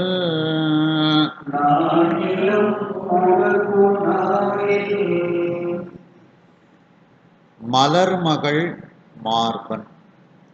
மலர்மகள்னா மகாலட்சுமி. அந்த மகாலட்சுமியை தன்னுடைய மார்பில் வைத்திருக்கக்கூடிய அந்த திருமால் போன்ற பாண்டியன் அர்த்தம். என்ன அந்த அப்ப மலர்மகள் மார்பன்னா பாண்டிய மன்னன் அர்த்தம். பொன்னி மன்னவன், அதுல பொன்னின்னு இருக்கு, அந்த இன்னை எடுத்து விட்டுருங்க. பொன்னி மன்னவன் காவிரி ஆற்றுக்கு மன்னனாக இருக்கக்கூடிய அந்த சோழ நாட்டு அரசன். அந்த சோழ நாட்டு அரசன் பயந்த அவன் பெற்றெடுத்த தெய்வ குலமகளுடனே வந்த அந்த தெய்வ குலமகள் யாரு? தெய்வீகத்தன்மை பொருந்திய அந்த கற்புக்கரசியாக இருக்கக்கூடிய மங்கையர்க்கரசியார். அந்த மங்கையர்க்கரசியாரோடு உடனே வந்த குலச்சிறை நாயனார். அந்த குலச்சிறை நாயனார் எப்படி அவரை ஆய்வு செய்து பார்க்கின்றான் பாண்டிய மன்னன். ஆய்வு செய்ததில் அந்த குலச்சிறை நாயனாரினுடைய குணங்களும் தலைமையும், கேள்வி தலைமைனா கற்க வேண்டிய நூல்களை கற்று அந்த கேள்வி சிறப்பு மிகுந்த அதில் தலைமைத்தன்மை வாய்ந்த அந்த அறிவில் கூடியவராக அந்த குலச்சிறை நாயனார் இருக்கின்றார். மதியின் மிக்க தன்மையும், அந்த மதியின் மிக்க தன்மைனா இயற்கையிலேயே அறிவில் மேம்பட்ட தன்மை உடையவராக இருக்கின்றார். அதாவது நூலறிவு ஒரு பக்கம் இருந்தாலும் சமயோஜிதமா செயல்படக்கூடிய ஒரு அறிவு இருக்கணும். இப்போ அது எப்படி அப்படின்னா, ஒருவன் வெட்டதுக்கு அருவாளை தூக்கிட்டு வாரான். அவன் என்ன துன்பப்படுத்தி இருந்தா இவன் அருவாளை தூக்கிட்டு வருவான். அப்போ நம்ம என்ன செய்யணும்? நாம இல்லை, இதெல்லாம் நம்ம நூல் மூலமாக சீர்தூக்கி பார்த்து தான் செயல்படணும் அப்படின்னுட்டு செயல்படக்கூடாது. நூல் மூலமாகன்னா என்ன அர்த்தம்? இவன் அவனுக்கு என்ன தீங்கு செய்தான், அவன் இவனுக்கு என்ன தீங்கு செய்தான் அப்படின்னு இதெல்லாம் ஆய்வு செய்து இவனுக்கு அவன் போன இடத்த காட்டி கொடுக்கலாமா காட்டி கொடுக்க கூடாதான்னுட்டு அறிவு அங்கே செயல்படக்கூடாது. அந்த நேரத்தில் இயற்கையாகவே உள்ள சமயோஜிதமாக அவனை காப்பாற்றுறதுக்குரிய அறிவு செயல்படணும். அவன் போன இடத்த மறைச்சு இந்த பக்கமாக போனாலும் அந்த வெட்ட வந்தவனை திருப்பி விட்டணும். அதான் அந்த மதியின் மிக்க தன்மை, இயற்கையாகவே அறிவின் மேம்பட்ட தன்மை. அப்படின்னா இயற்கை அறிவு, அதற்கு மேல் அவன் நூலறிவு கற்றதனால் ஏற்பட்ட அறிவு. இப்படி அந்த ரெண்டிலும் சிறந்தவர் இந்த குலச்சிறை நாயனார். இதையெல்லாம் அந்த பாண்டிய மன்னன் நின்றசீர் நெடுமாறன் சீர்தூக்கி பார்க்கின்றார். இந்த குலச்சிறை நாயனார் எப்படிப்பட்ட ஒரு குணம் உடையவராக இருக்கின்றார், எப்படிப்பட்ட ஒரு நூல்களில் எல்லா நூல்களையும் கற்று தேர்ந்து அந்த அறிவு உடையவராக இருக்கின்றார், இயற்கையாகவே மதிநுட்பம் வாய்ந்தவராக இருக்கின்றார். இதையெல்லாம் அவர் சீர்தூக்கி பார்க்கின்றான் பாண்டிய மன்னன். சீர்தூக்கி பார்த்து, தூக்கி நோக்கி அப்படின்னா சீர்தூக்கி பார்த்து ஆராய்ந்து உடனே தன்னுடைய நலம்மலி அமைச்சன் ஆகி நானிலம் புறக்கும் நாடி, தன்னுடைய நலம் மிகுந்த அமைச்சனாக அவரை ஆக்கிவிடுகின்றார். அதாவது அமைச்சர்கள்ட்ட நலம் மிகுந்து இருக்கணும் அப்படின்னா நேர்மைத்தன்மை இருக்கணும்.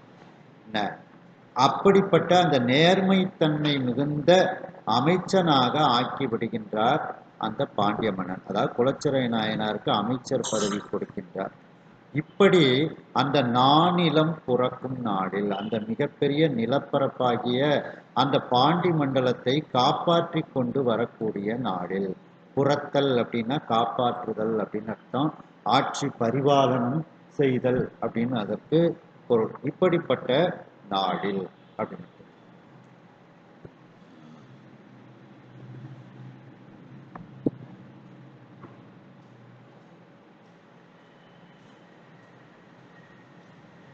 சோழ மன்னன் குலச்சிறை நாயனார் என்கின்ற ஒரு அறிவில் கூடிய ஒரு அமைச்சரையும் மங்கையர்க்கரசியாரோடு அனுப்பி வைக்கின்றான். அந்த குலச்சிறை நாயனார் எப்படிப்பட்டவர் என்றால் குற்றமற்றவர், சிறந்த குணங்களை கை கொண்டவர். அப்படிப்பட்ட அந்த குலச்சிறை என்கின்ற நாயனாரை அங்கு மேலும் அவர் எப்படிப்பட்டவர்? அவர் மேதகு, மிக உயர்ந்த கற்க வேண்டிய நூல்கள் அனைத்தையும் கற்று அந்த கல்வி கேள்விகளில் மிகவும் வல்லமை வாய்ந்தவராக இருக்கின்றார் அந்த குலச்சிறை நாயனார். அந்த குலச்சிறை நாயனாரை சோழ மன்னன் தன்னுடைய மகளோடு அனுப்பி வைக்கின்றான். ஏனென்றால் மங்கையர்க்கரசியாருக்கும் பாண்டிய மன்னனுக்கும் நல்ல அறிவுரைகள் சொல்லி ஆட்சியை சிறப்பாக அமைத்து வைப்பதற்காக அந்த குலச்சிறை நாயனார் என்கின்ற அமைச்சரையும் மங்கையர்க்கரசியாரோடு அனுப்பி வைக்கின்றார். இவ்வாறு அந்த பாண்டிய மன்னன் சோழ நாட்டில் மங்கையர்க்கரசியாரை திருமணம் முடித்து அங்கேருந்து திரும்பி தன்னுடைய நாட்டிற்கு பாண்டிய நாட்டிற்கு வருகின்றான். அந்த தென்னனாகிய பாண்டிய மன்னன் தன்னுடைய காதலியாகிய அந்த மங்கையர்க்கரசியாரோடு வருவது எப்படி இருக்கின்றது என்றால், காவற்கடவுளாகிய காக்கும் கடவுளாகிய திருமாலை போல அந்த பாண்டிய மன்னன் இருக்கின்றான். அந்த திருமாலுக்கு மனைவி மகாலட்சுமி. அந்த மகாலட்சுமி எப்படிப்பட்டவள்? சிவந்த தாமரையாயே தன்னுடைய கோயிலாக கொண்டு அந்த தாமரை பூவில் அமர்ந்திருக்கக்கூடிய பெண்களில் சிறந்த மகாலட்சுமியை போன்று இருக்கக்கூடிய அந்த மங்கையர்க்கரசியார். அந்த திருமால் மகாலட்சுமியை மணந்து செல்வதை போல இந்த பாண்டிய மன்னன் மங்கையர்க்கரசியாரை மணந்து கொண்டு இப்பொழுது மதுரையை நோக்கி சென்று கொண்டிருக்கின்றார். இவ்வாறு திருமாலும் மகாலட்சுமியும் மதுரைக்கு வந்து சேர்ந்தது போல பாண்டியனும் மங்கையர்க்கரசியாரும் மதுரைக்கு வந்து சேர்ந்தார்கள். அந்த மலர் மகளாகிய மகாலட்சுமியை தன்னுடைய மார்பில் வைத்திருக்கக்கூடிய அந்த பாண்டிய மன்னன் அந்த பொன்னி நதிக்கு காவலனாகி இருக்கக்கூடிய மன்னவனாக இருக்கக்கூடிய அந்த சோழ நாட்டு மன்னன் பெற்றெடுத்த தெய்வ குலமகளாக இருக்கக்கூடிய அந்த மங்கையர்க்கரசியாரோடு உடனே வந்த அந்த குலச்சிறை நாயனாரை பார்க்கின்றார் அந்த பாண்டிய மன்னன். அந்த குலச்சிறை நாயனாரினுடைய குணங்களையும் கற்க வேண்டிய நூல்களை கற்று அதில் கல்வி கேள்விகளில் சிறந்து இருக்கக்கூடிய தலைமைத்தன்மையையும் அந்த குலச்சிறை நாயனாரிடத்தில் இருப்பதை பார்க்கின்றான் பாண்டிய மன்னன். மதியின் மிக்க தன்மையாகிய இயற்கையாகவே அறிவில் மேம்பட்ட தன்மையையும் குலச்சிறை நாயனாரிடத்தில் பார்க்கின்றான். இதை அனைத்தையும் சீர்தூக்கி பார்த்து ஆய்வு செய்து அந்த குலச்சிறை நாயனாரை தன்னுடைய அமைச்சராக ஆக்கிவிடுகின்றார். அந்த அமைச்சர் எப்படிப்பட்டவர்? குலச்சிறை நாயனார் நலம் மலி அமைச்சராக, அவரிடத்தில் நலம் மலிந்து இருக்கின்றது, அவரிடத்தில் அந்த சிறந்த தன்மைகளெல்லாம் மலிந்து இருக்கின்றது. அப்படிப்பட்ட அந்த அமைச்சராக குலச்சிறை நாயனாருக்கு பதவி கொடுத்து வைத்திருக்கின்றார். இவ்வாறு அந்த பாண்டிய மன்னன் தன்னுடைய பாண்டி மண்டலத்தை காவல் காத்து கொண்டு அரசாட்சி செய்து கொண்டு வரக்கூடிய ஒரு காலகட்டத்தில் வல்வினை வலியால் மெய்யில்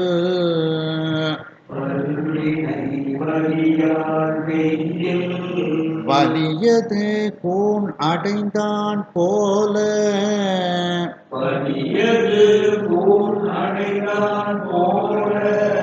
கொல்வினை இலராய் வஞ்சம்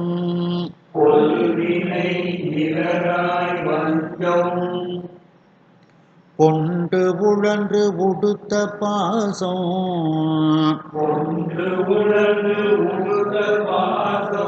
வெல்வினை அறியானக்க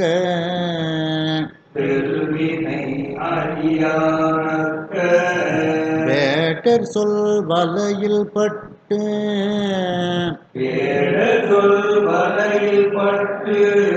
நல்வினை உதவா தென்னல்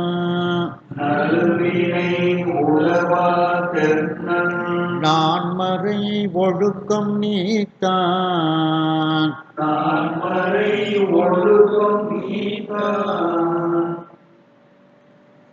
இப்ப பாண்டிய மன்னனுக்கு ஒரு தீவினை வந்து சேருது. வல்வினை வலியால், அந்த தீவினை வந்து வலிமையாக இருக்கிறது. அந்த தீவினை தன்னுடைய வலிமையினால் அந்த பாண்டிய மன்னனுக்கு உடம்பில் ஒரு கூன் ஏற்பட்டு விடுகின்றது. மெய்யில் அப்படின்னா உடம்பில் வலியது கூன், ஒரு கூன் அடைந்தான். அந்த தீவினை வலிமையாக வந்து அவனுக்கு ஒரு கூன் விழுந்தது போல ஒரு உடல் அமைப்பை அவன் அடைந்து விடுகின்றான். அதனாலதான் அவனுக்கு பேர் கூன் பாண்டியன் அதுக்கப்புறம் சம்பந்த பெருமான் அந்த கூனை நிமிர்த்துறார். அவனுக்கு ஏற்பட்ட கூனை நிமிர்த்து வைக்கின்றார். அதனால கூன் விழுந்ததுனால அவனுக்கு கூன் பாண்டியன்னு பேர். ஒரு கூன் அடைந்தான் போல கொல்வினை இலராய். இந்த சமணர்கள் எப்படிப்பட்டவர்கள்? கொல்லாமை விரதம் பூண்டவர்கள். ஆனா தன்னை கொன்றுவாங்க. அவங்க எய்த்தால ஒரு எறும்பை மீச்சிடக்கூடாது, ஈய மீச்சிடக்கூடாதுன்னுட்டு கையில அந்த மயிர்பீலியை வச்சு ஒரு வாரியல் மாதிரி கட்டி 2 பக்கமும் தூத்துக்கிட்டே போவாங்க, எறும்பை மிதிக்க கூடாதுன்ட்டு. ஆனா அவங்க எப்படிப்பட்டதை கடைபிடிப்பார்கள்? நல்ல அக்னி நட்சத்திரத்துல 12 மணி உச்சி வெயில்ல மலையில போய் படுத்துருவாங்க. ஏன்னா இயற்கையோடு தங்களை பழக்கிக் கொள்கின்றார்கள். மழையில நனைவாங்க. அந்த இயற்கை எப்படி இருந்தாலும் உடம்பு தாங்கி கொள்ளணும்னு தங்களை ரொம்ப வருத்தி கொள்வார்கள். தலையில உள்ள முடியெல்லாம் பிச்சு பிச்சு எடுத்துருவாங்க. அப்படி தன்னை வருத்தி கொள்பவர்கள். ஆனால் அவர்கள் என்ன விரதம் எடுத்திருக்காங்க? கொல்லாமை விரதம் பூண்ட கொல்வினை இலராய். அப்படின்னா எறும்பெல்லாம் கூட கொல்லக்கூடாது அப்படிங்கிற விரதத்தை பூண்டவர்கள் சமணர்கள். அவர்கள் வஞ்சம் கொண்டு உழன்று. இப்பொழுது இந்த பாண்டிய நாட்டில் மனதில் வஞ்சனையை கொண்டு சுற்றி திரிந்து கொண்டு இருக்கின்றார்கள் அந்த சமணர்கள். உடுத்த பாசம் வெல்வினை அறியா நக்க வேடர். நம்மை உடுத்த பாசம் அப்படின்னா நம்மை சூழ்ந்து இருக்கக்கூடிய பாசம். உடுத்துதல்னா ஒரு உடைய உடுத்துறல்னா நம்மை சூழ்ந்து கெட்டி கொள்ளுதல்னு தானே அர்த்தம். அதுபோல உடுத்த பாசம்னா நம்மை சூழ்ந்து இருக்கக்கூடிய அந்த பந்த பாசம். அந்த பந்த பாசத்தை அறுக்கக்கூடிய வெற்றி கொள்ளக்கூடிய வினை எது அப்படின்னுட்டு தெரிந்து அந்த பந்த பாசத்தை வெற்றி கொள்ள வேண்டும். ஆனா இந்த சமணர்களுக்கு அது தெரியாது. அப்ப அந்த பந்த பாசத்தை வெற்றி கொள்ளக்கூடிய வினை எது? சிவபெருமானை வழிபாடு செய்ய வேண்டும், சிவத்தொண்டு செய்ய வேண்டும்.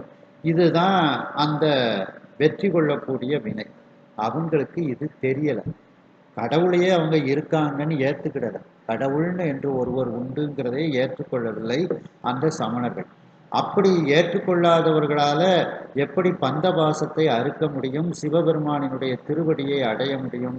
அதனாலதான் உடுத்த பாசம் சூழ்ந்துள்ள பாசக்கட்டையை வெல்வினை வெல்லக்கூடிய வினையை அறியாது இருக்கக்கூடிய அந்த சமணர்கள். அவங்க எப்படிப்பட்ட வேடத்தை போட்டிருப்பார்கள்? நக்க வேடர் அப்படின்னா ஆடையற்ற திகம்பரர்களாக இருக்கக்கூடிய சமணர்கள்.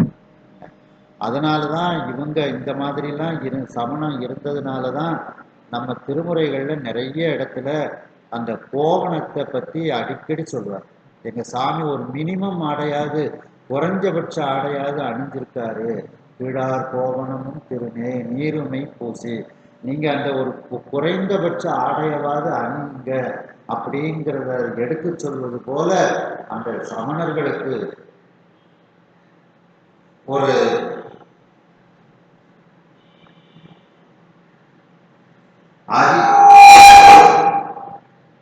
சமணர்களுக்கு அறிவுரை சொல்வது போல நம்முடைய சுவாமியை அடியார்கள்லாம் புகழ்ந்துகிட்டு போறாங்க.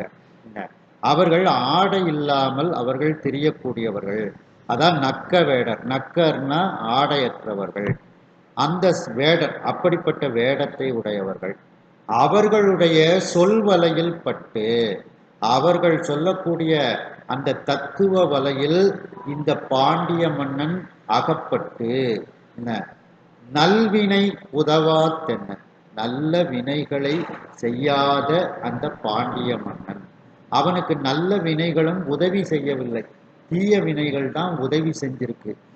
அதனால அந்த தீய வினை உதவி செஞ்சதுனால சமணர்களிடத்துக்கு போய் சென்று சேர்ந்து விடுகின்றான் அந்த பாண்டிய மன்னன். ஆகையினால் சமணர்களிடத்தில் சேர்ந்ததனால் அவர்கள் வேதங்களை, நம்முடைய 4 வேதங்களை மதிப்பது இல்லை. அப்ப அந்த 4 ஒழுக்கம் நீத்தான். அந்த 4 வேதங்களில் சொல்லப்பட்ட அந்த ஒழுக்கங்களையும் நீக்கிவிட்டு வேதத்திற்கு புறம்பாக ஆகிவிடுகின்றான் இந்த பாண்டிய மன்னன்.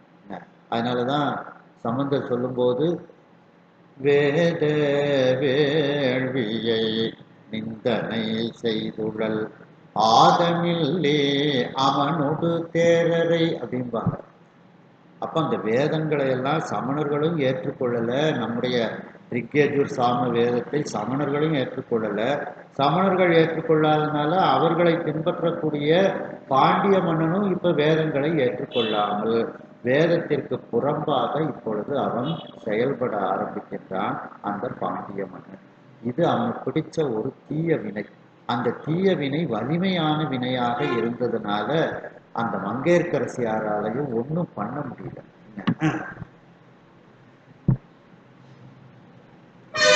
அடுத்த பாடம். போது அவிழ்த்தாரான் நக்கர் போது அகில்காரான் நக்கர் புல்நெறி ஒழுக்கம் பூண்டோன் புல்நெறி ஒழுக்கம் பூண்டோன் ஆதலின் கண்ணி நாடும் ஆதலின் கண்ணி நாடும் அவனிருள் மூழ்கி போதே அவனிருள் மூழ்கி போதி சாதன நெறியாம் சைவ சாதன நெறியாம் தெய்வ சமயமும் முத்தி செல்வ சமயமும் முக்தி செல்வ மாதவ நெறியும் கொன்ற மாதவ நெறியும் குன்ற மறைந்தது வேத நீதி மறைந்தது வேத நீதி போது அவிழ்த்தாரா இதழ்கள் அவிழ்ந்து கொண்டு இருக்கக்கூடிய அந்த மாலையை அணிந்த அந்த பாண்டிய மன்னன். அந்த பாண்டிய மன்னன் நக்கர் புல்நெறி ஒழுக்கம் பூண்டோன். நக்கர்னா அந்த ஆடையற்ற சமணர்கள். அந்த சமணர்கள் சொல்லக்கூடிய அந்த புல்நெறி கீழான நெறிகளை உடைய அந்த ஒழுக்கத்தை இப்பொழுது கடைபிடித்து வருகின்றார். மன்னன் எவ்வழி மக்கள் அவ்வழி. அதனால மன்னன் சமண சமயத்தை சார்ந்ததுனால நிறைய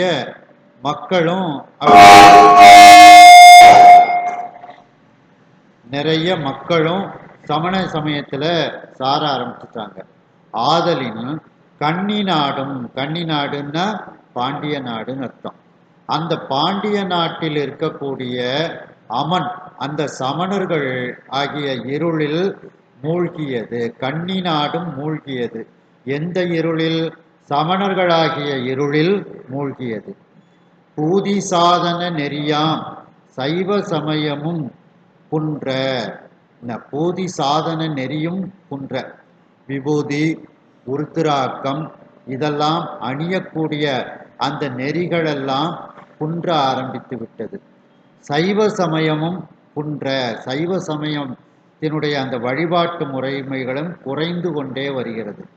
முத்தி செல்வ மாதவ நெறியும், முத்தியை அடைவதற்காக நமக்கு வகுத்து கொடுக்கப்பட்ட செல்வச் செழிப்பு மிக்க மிகப்பெரிய தவமுடைய அந்த வழிமுறைகளும் குன்ற ஆரம்பித்து விட்டது.